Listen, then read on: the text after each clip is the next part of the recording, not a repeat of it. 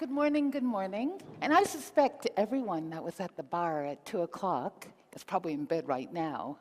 So you guys are going to have to say na na na na to all of your colleagues that weren't here because of the wonderful, wonderful tips that you're going to get. Now, I just would like to take you back with me, come back with me to 2001. And I want to share a very happy day with you. This was a day that happy mommy, oh my gosh, it was Monday at 7:30, the twins were going off to school. And they were joining Alexander at Churchill Park in Glendowie, where we still live. And that meant that I was home with only 3 children, the triplets. So twins, triplets. And in fact, Alex, the eldest boy, never smiled after he got hit with those twins and triplets. But anyway, here I am at home, absolutely happy, and I did what any sane woman would do.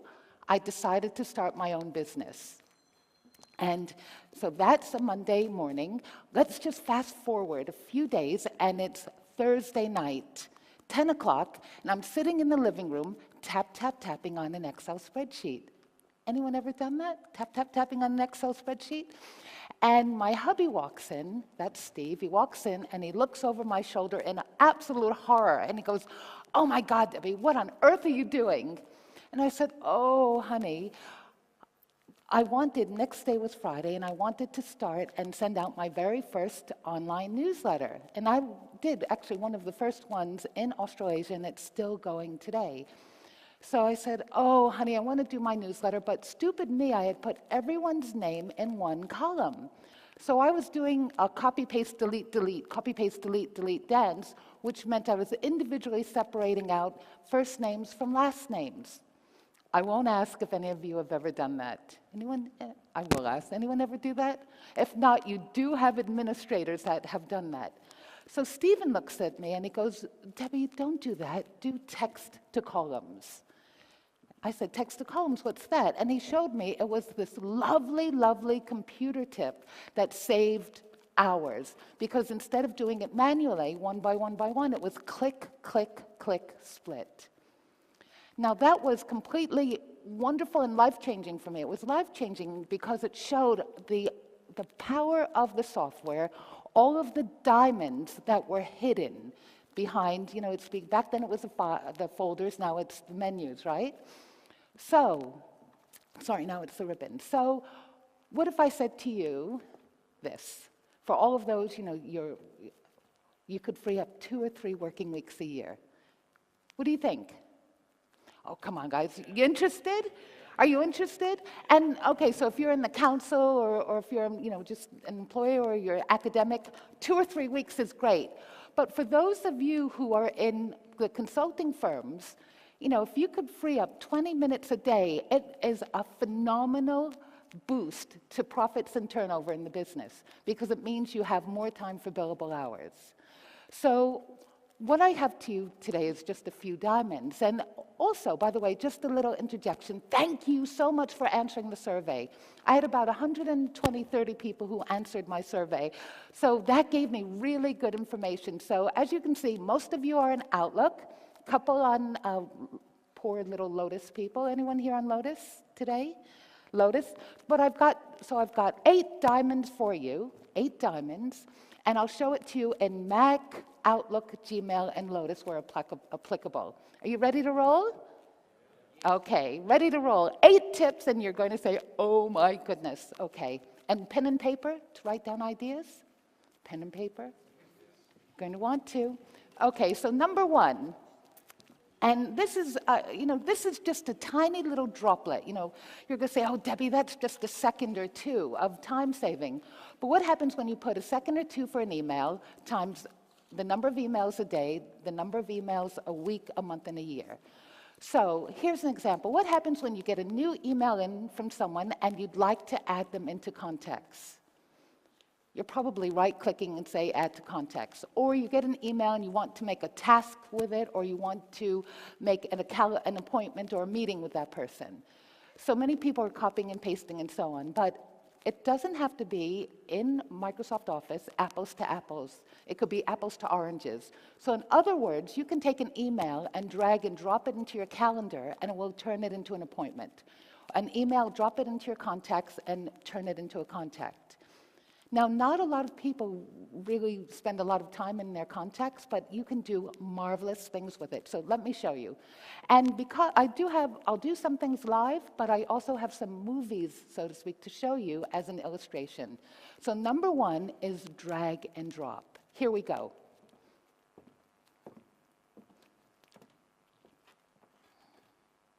When you receive an email from someone that you would like to add to your contacts, take that email, drag, drop it into your contact icon. A new contact will open with their name and email address in it. Where you go to Genius status is simply scroll down, because yes, everybody today has signatures. And again, simply highlight and drag and drop all of the pieces into the respective boxes. It can't be easier than that. Nice, huh? But that's just sort of part of the story, because when you drag and drop and you create contacts, and if you regularly, just spend time, just drag, drop it, let it go, something wonderful happens. Do you ever spend time hunting and pecking for emails? So when you create someone as a contact, you might not notice, but in Outlook, there's a little gray line at the very bottom of an email.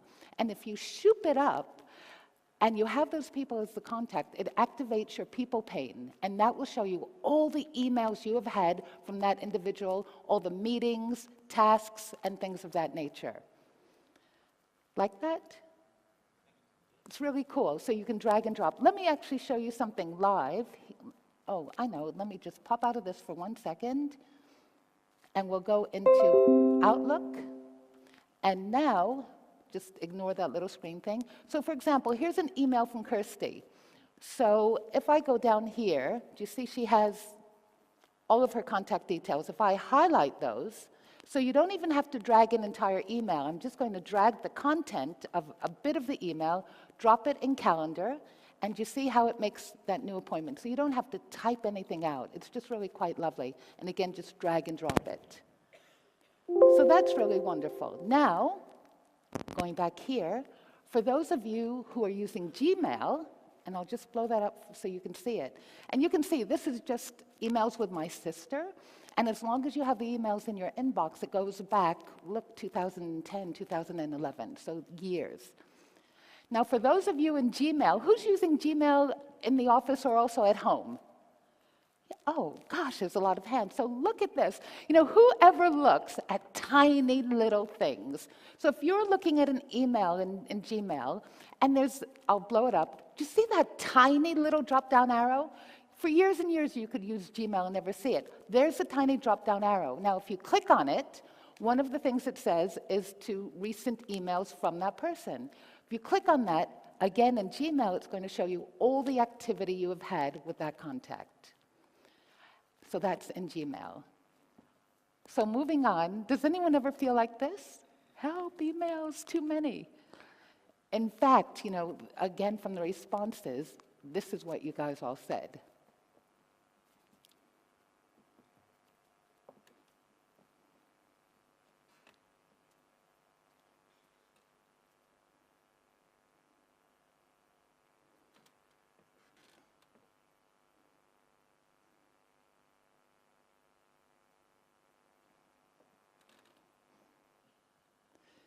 In fact, it was just like this cry for help. Oh my God, there were hundreds of too many emails, just too much spam being CC'd. Well, what you guys might not know is that every single one of you, no matter what software you're using, every single one of you has your very own personal inbox secretary. And it's not just to bring you coffee. And this is for you guys. Inbox personal secretary, that's Amal, George's wife. Now, just even by using this inbox secretary, she can look at every single email that you receive or send, and it can put it away in the folders for you. It can forward it on to the staff that handle it. It can delete it because it's spam. It can actually you can type out a response, and it can send the response out for you. Who knows what I'm talking about? I heard it up front, rules. Who's using rules now? Okay, the hands will all go up by the end of today because this can be a complete game changer, rules. Complete game changer for you. Again, the two or three weeks here. And what I mentioned for, the consultancies, you can really make a dramatic difference. So for example, if you could free up 20 minutes a day just with these Outlook tips and a couple of cloud tips and so on, what could you do at that time? Well, you can turn it into billable hours. So just I believe fluff walks and money talks. So if you actually took a look at what 20 minutes means per day to a principal, to an engineer, to an administrator, that's when it really adds up to a huge change in profits, just by being more productive. And also it allows, staff to communicate more regularly with clients. That's a big thing. They're so busy, all your engineers, they just can't find the time. So that's that. So where are we going to find rules? And that's where I came up with those figures. Now, if you're on Office 2010 to 2016, it's just in the menu up front, the home ribbon. If you're on 2003 or 7, it's Tools, Rules, and Alerts. And for those of you on Gmail, it's called Filters. Macs, of course, have it on the home ribbon, Rules. And then for Lotus Notes, have you noticed it? Rules, just right down in Tools at the bottom. Okay. So you can right-click an email in Outlook, for example, and say, create a rule out of this. And it's just so delicious, guys, because it asks you 5 questions. Just think about this. Number 1, what do you want me to look at, as I mentioned before, emails you're receiving or emails you're sending?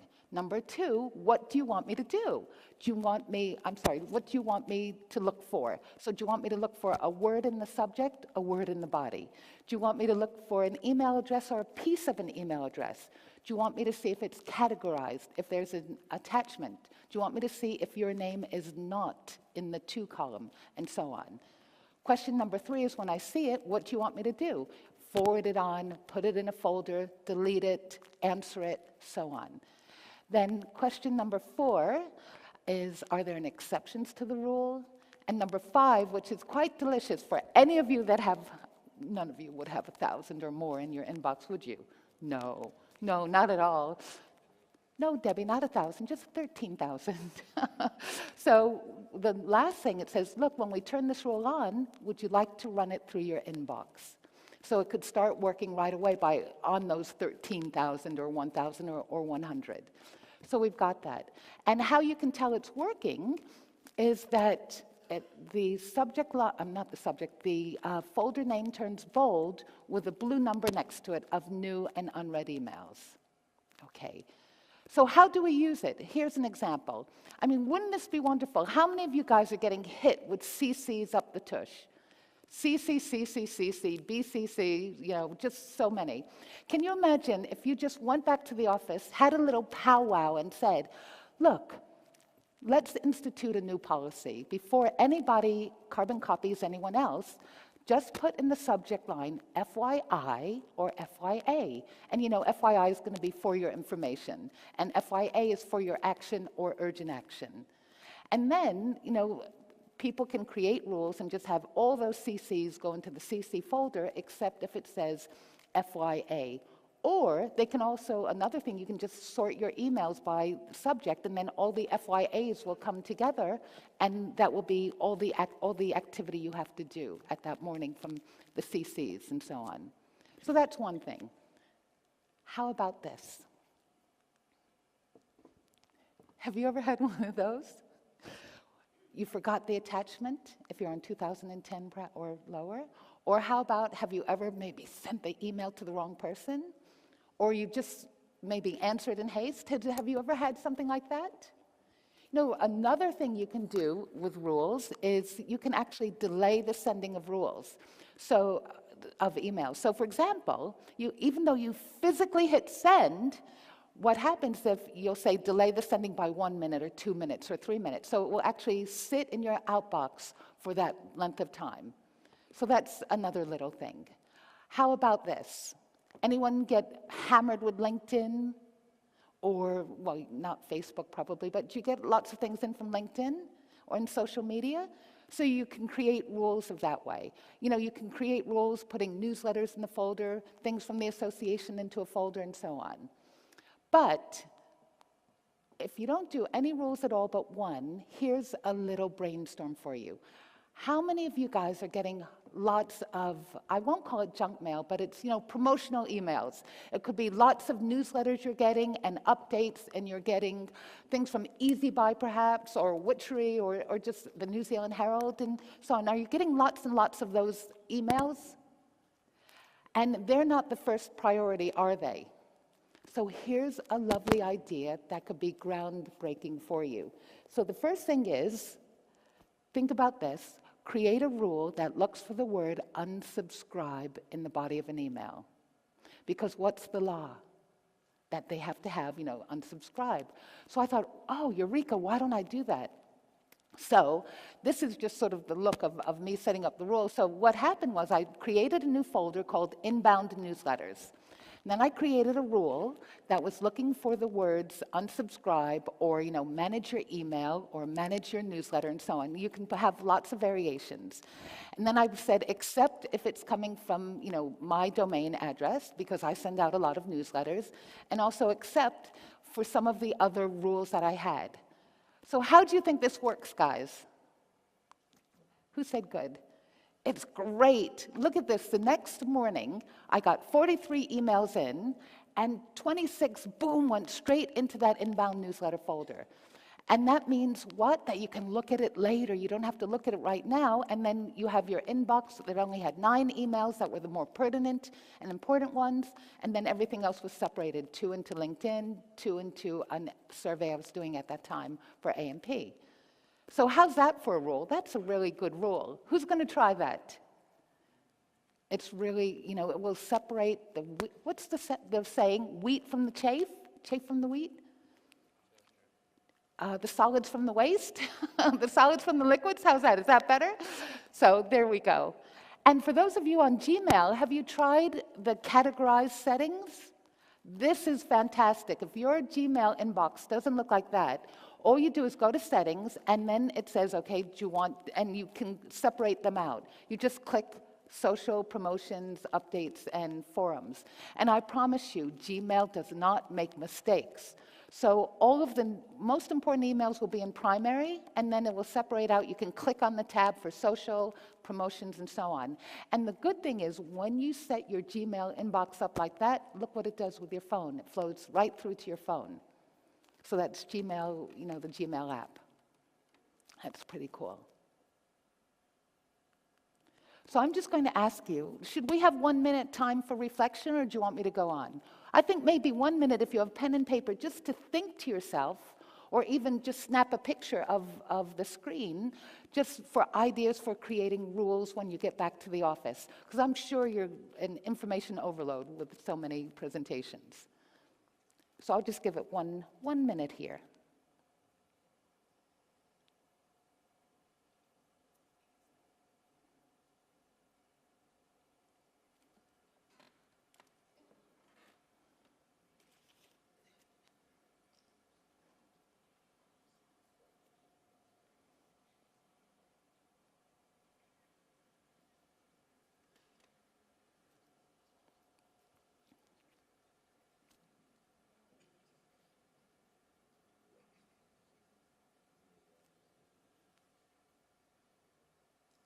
Okay. Wasn't a minute, but most of you have stopped snapping. Now, some of you are going to be thinking, oh, Debbie, that's a wonderful idea about rules, but you know what? I'm afraid of missing things. Or you might think, I don't get that many emails. Or you might even think, you know what? I love the idea of rules, but oh my gosh, I have 47 folders or 70 folders. And to me, it would be an ordeal, instead of going to my inbox with 40 emails in the morning, to actually have to go through all those folders looking for the little blue 1s or 2s or 3s. Is anyone thinking that? A little bit. So this slide I call sort of having your cake and eating it too, because here's 2 lovely ideas for you for having rules and doing something else. So the very first thing is, and also it answers some of the problems too. A lot of you said that, big email problem is you don't have storage, there's huge attachments and limited size, and you can't have an email go into multiple folders. So having your cake and eating it too is the first thing, it's a two-step process. Number one is to use search folders. Search folders came in Office 2003. How many of you are using them now? Raise your right hand. Oh my gosh, no one's using search 3 or 4. Search folders are wonderful. What they are is virtual folders, guys. So basically, let's say, here's an example. Let's say you have 40 folders. They're all different projects and all different suppliers, all different things. And throughout those 40 folders, you're going to have emails with the term wastewater in it. So they can all be filed beautifully. Then you can create a search folder and just give it, looking for the words wastewater, and it will then virtually show you every single email, no matter where it's filed, if it's in sent, the 40 folders, inbox, and so on, and it will show you virtually all the emails with wastewater. And then the most beautiful thing is that you can actually work with the emails there and delete them, answer them, forward, and delete it. So what the concept is that you go into search folders and you activate one built-in folder called unread mail. Do you see that? Unread mail. And then when you're in your inbox in Outlook, I don't know if you've noticed when you're looking at it, at the top there's something called favorites. So if you right-click any folder you have, it's going to duplicate it and just put it up in favorites. So the two-step process is you go down to search folders, create unread emails, and then right-click it and say Show in Favorites. That means in the morning, as you can see there, when you come in, you can have all 43 emails put away beautifully amongst all your 47 folders, but still actively work with them in the unread email folder. And it could be like a surrogate inbox, if that makes sense. So they're put away, but you can still answer and look at all of them at one time. Does that make sense? It's wonderful. And it gets even better because one of the built-in folders is size, large emails. So that means if all of a sudden you get that message from IT, you've gone over your IT, your limit, all you do, you bung open that search folder. I just have it minimized there. You click on the ones that say huge, and you just delete a couple of the files or delete a couple of the attachments that are 5 and 10 and 20 megs, and boom, within 20 seconds, you're back in business. Now, how you make a search folder, they live right below the outbox at the very bottom, below RSS feeds, there's a thing, search folders. All you do is right-click it, and it activates it, and it's a wee little menu, and you just go through and just click on and pick the ones you want. And you can also create a custom one. If you go create a custom one, and then you can say, look for the words wastewater, and so on. So there you go. That's a lovely little tip. And then the next one, so that's one half of having your cake and eating it too. The other half is here. Oops, I forgot I put Macs. So for Macs, you've got smart folders. Now here's the next thing. What do you notice here, guys? Color coding. Who's color coding now? It's a lovely way of making things stick out. Again, so you can eyeball what's going on. This is called, in Outlook, it's called conditional formatting. And where you're going to find conditional formatting, you just go up to the View menu. There you go, View Settings, and you click it, and there it is. It's one of the options. Everything is still hidden, and who has time to have a schmooze and find it? It's a jewel there. You click on conditional formatting. It says, okay, what do you give it a name? What color do you want it to be? And then you click it open and you just set it. Okay, look for this email address, look for these words or whatever you want it to be. And you know what? It gets even better because you can do it for calendar. Do you see that? So you have to do it separate from email. So for example, every time I type out the word speaking engagement, it automatically turns it red. When I type out training, it automatically turns it green. When I save one of those Air New Zealand flight things, the alerts, it will turn it blue because I've set it that way. So do you see how easy that is? Now you guys know my business too. There you go. But you see how lovely it is. So you'll not only because normally when you right click and color your calendar and you categorize it, it's not a big deal. It just shows the colors. It doesn't show the names in it. So there you go. If you're on 2010, it just has a different name. It's called Automatic Formatting. And you just go to the Tool menu and you click Organize. And there you go, show things in color. And for Gmail, you can do it by using labels. Normally in Gmail, you would think of labels as your surrogate folders.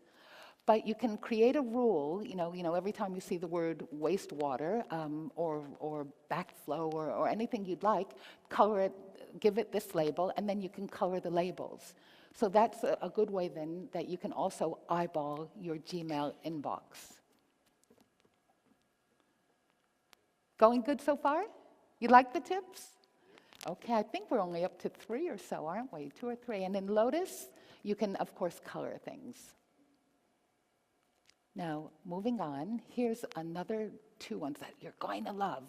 So how many times during the course of the year when you're writing emails and doing documents, do you have to write the same old thing over and over and over again? Does that happen? The same paragraph, the same disclaimer, the same even bank account number, anything that you ever write over. Do you have that?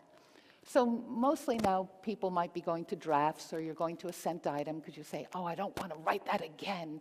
Any clause, anything you can. So there's 2 things that you can do that almost no one is using at all. And the first one is called Quick Steps. And it came out in 2010. And what Quick Steps does, it allows you to take any series of actions and create one little click out of it.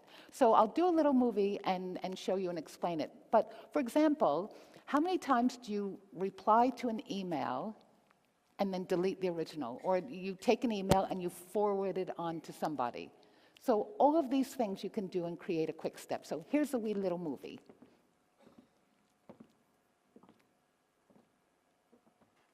Are there emails that you write over and over again? Or perhaps emails that you forward on to someone else to handle? Let me show you a little trick.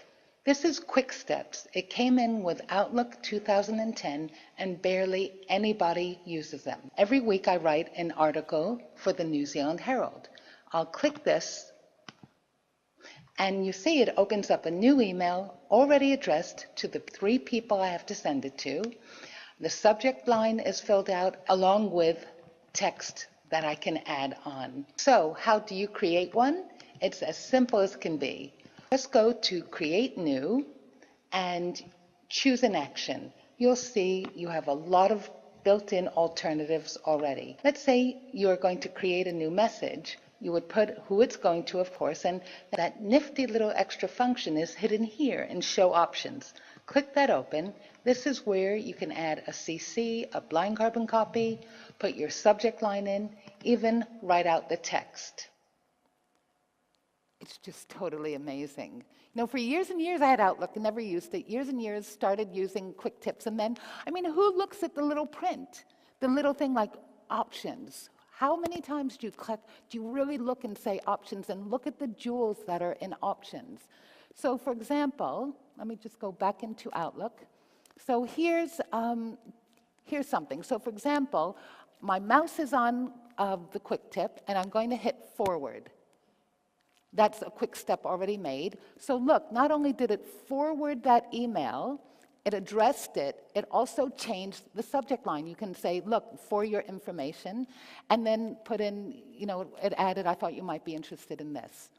So the limit to using quick steps is only the limit of your imagination and thinking of how these computer tips can help you. So that's quick step, and again, it's only an Outlook thing, I'm sorry. But moving on, there's another wonderful little feature that's called Quick Parts. And Quick Parts came in 2007, and there's equivalent in the other software I'll show you. And what Quick Parts allows you to do is to type out paragraphs. So you can type out paragraphs, you can type out Images, you can write about the latest project that you're doing. You can save the entire write-up of your project, all kinds of beautiful images, and save that as a quick part and insert it. And it's not only in Outlook, but you have it in Word too. And in fact, let me again blow this up. I mean, look, who would ever know that tiny little rectangle in the middle next to that A was such a diamond, that was quick parts. It's quick parts, and there's also something called auto text. So since I'm live here, instead of showing you the movie, I'm just going to create a new email. And here we go. In the body, insert, and then here we go, quick parts. And I'm just going to say, so here's, for example, we don't have a lot of time today. We're all so very busy. You don't have time to say thank you or to be gracious. So when people refer people to my newsletter, I always want to thank them. So instead of it taking a lot of time, all I do, boom, new email, click on the quick part, and there it is, and I can just fill in the little bits. But it also gets better than that, because if you save it as a quick part, or you can save it as auto text, then what auto text does, do you know how you start typing out FEB, and the software says, oh, do you mean February? Should I fill it? Or WED, Wednesday? So you can save it. And so, for example, here I have ASSIS. Do you see that little bit that popped out? I'm just going to click on it and hit Enter. And you see, here's my quick part of my auto text, and just because I do a lot of proposals. So look at that. Look how quick and easy that is. And of course, you can do it in Word too. I just won't save that. So just going back there, and we'll skip the movie. So you have the equivalent in Mac called Scrapbook, and also in Gmail, in the labs, it's called, you have to activate labs, and it's called canned responses. And in Lotus, you just need to use stationery. You can create multiple stationaries and just do insert tool stationery and click on the one that you've saved. So another little thing, if you'd like to take a snapshot of this, guys, it's just a wonderful, wonderful idea. Do you like it? Really wonderful. And by the way, if you'd like, I'll send everyone the presentation anyway. How's that sound? As a PDF. Okay, so I'll just go on. But beautiful, beautiful ideas for using this. There's just a few pictures going on. We'll wait.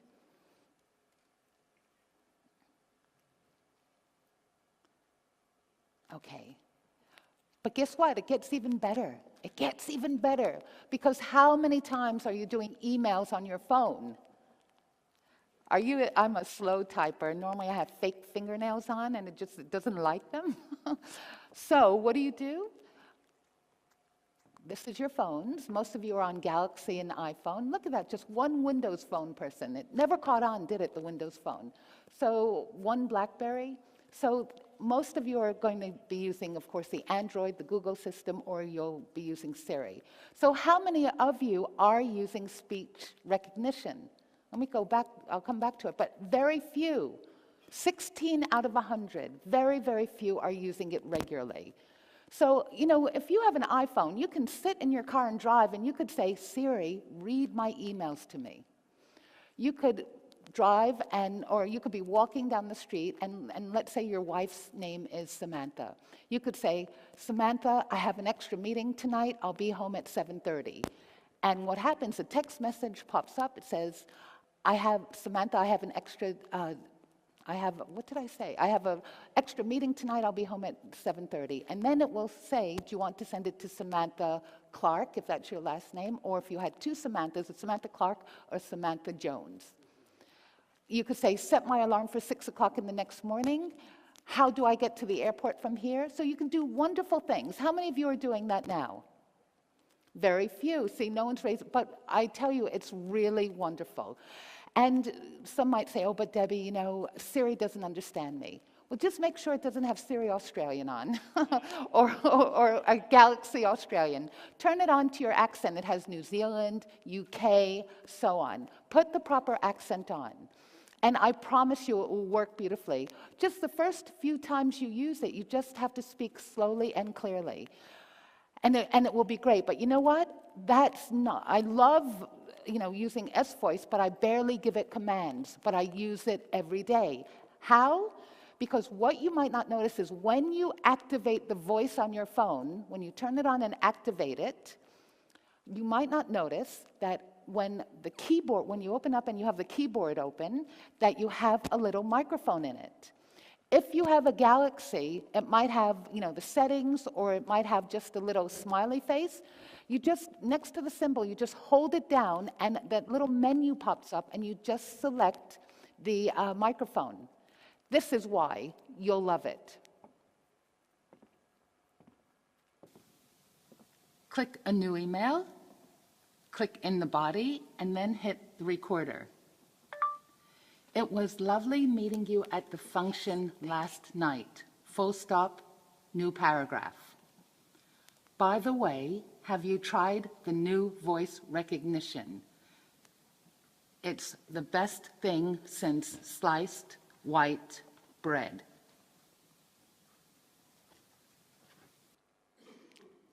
Do you like that? And it's so easy. So this is, again, if you wanted to take another picture, I won't have you, take your phones out and do it now, but promise me you'll give it a go during morning tea. Just trying to use S-Voice or Google Voice or Siri. I promise you'll love it.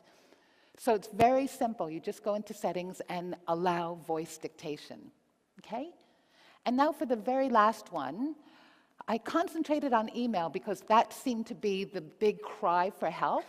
But one more thing about using cloud. Now, again, in the survey, almost every single person was using some kind of cloud. Dropbox, LinkedIn, iCloud, and so on. But out of 104 people that were using Microsoft Office, only 17 said that they were using OneDrive. And one of the problems that came through, they said, oh, look, I can't open attachments properly on my phone. Does anyone have that little bit of a problem? Yeah. And also, how many of you are using Dropbox? Keep your hands up. So you're using Dropbox, but how many of you are then in Dropbox opening and editing and writing on files? I am. Look, not one hand is held. So what I'd like to show you is that, there's free Office software. And Google Drive is duking it out with Microsoft Office, and they started something called OneDrive. And of course, Dropbox historically was just for file transfer. You upload something, you keep it private, or you share it, and then someone else gets the link and downloads it. But with Office, what OneDrive is, it's completely free Office 2016, Word, Excel, PowerPoint, and so on. If you have Office 2010, all you have to do is go to OneDrive and you sign up for it just with your email address, and you have 7 gigs of storage. And you know how it works. You upload, you make it private, or you share. If you have Office 2013 or 16, you already have a OneDrive account, it's not activated, and you have 1 terabyte of storage. Now, why I just wanted to show this to you is that when you have OneDrive and you're using Dropbox, and you link the accounts, when you go to open up a document, you just click on a document. You can, again, either share it or you can open it, and when it's linked, it allows you to start editing that document. So here's a scenario, here's an example.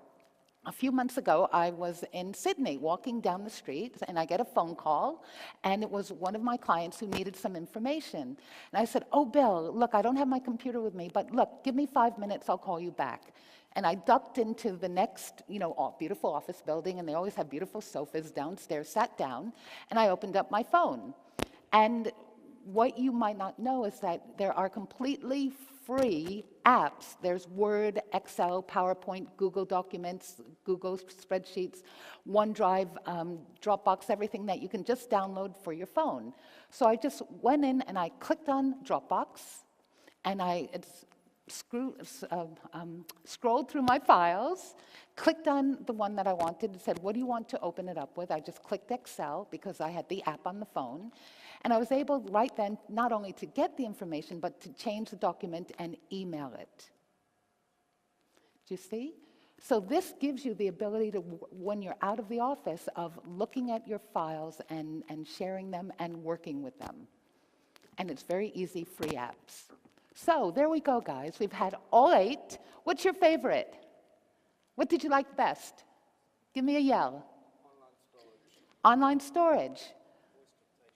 Dictation. Just wait till you try it. You're going to absolutely love it. Now, with voice dictation, if you ever go ABC and it writes ABSEE and you change it to ABC, it will never make the mistake again.